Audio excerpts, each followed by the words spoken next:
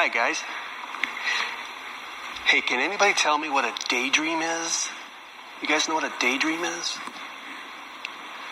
Well, a daydream is when you're using your imagination so hard that you kind of forget about the stuff that's around you.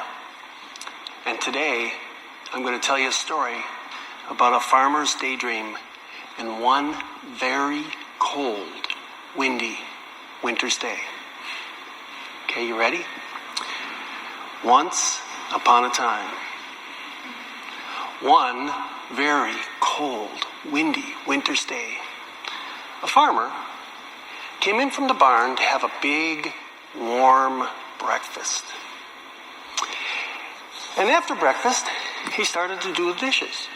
And as he stood at the sink there, he looked out the window, and right there in the windy yard between the house and the barn, there was a little flock of pigeons. And that farmer, well, he felt sorry for them pigeons because it was one very cold, windy winter's day.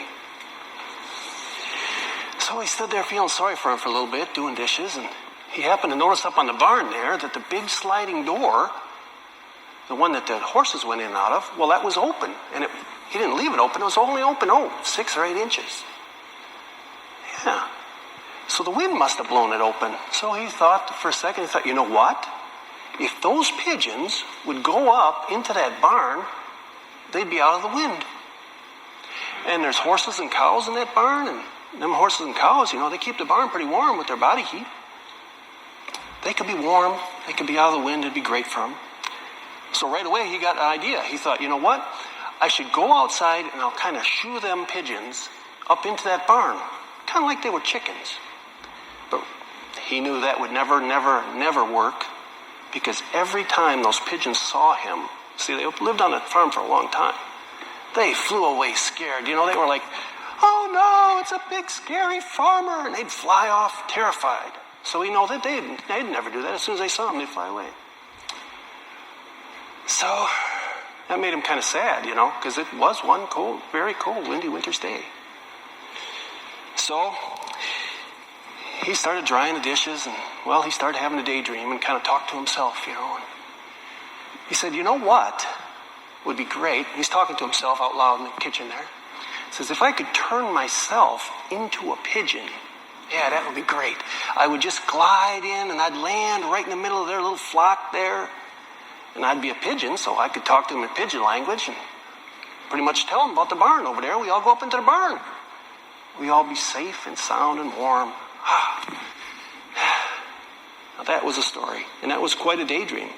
But did you know that what that farmer was daydreaming about is very, very close to what Jesus actually did? Let me read you some of the Bible here. Now, in the Gospel of John, in the first part, Jesus is given a very interesting name.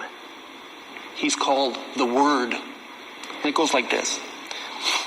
In the beginning was the Word, and the Word was with God, and the Word, Jesus, was God. He was in the beginning with God.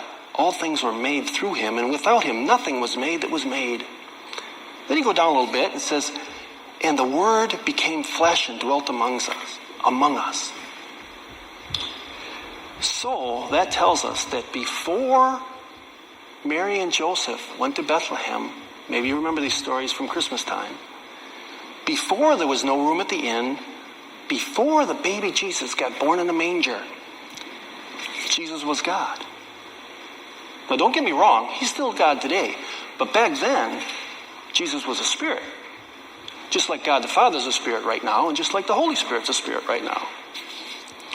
He was a spirit up in heaven. Oh, heaven was better than you can imagine. You should try that sometime. Just sit back and think of the best thing you can do, and then think, oh, heaven's better than that. But like that farmer who wanted to go out, like the farmer who looked out the window and saw the pigeons, Jesus looked down from heaven and he saw men. And he says, oh boy, men and women, boys and girls, they got a problem.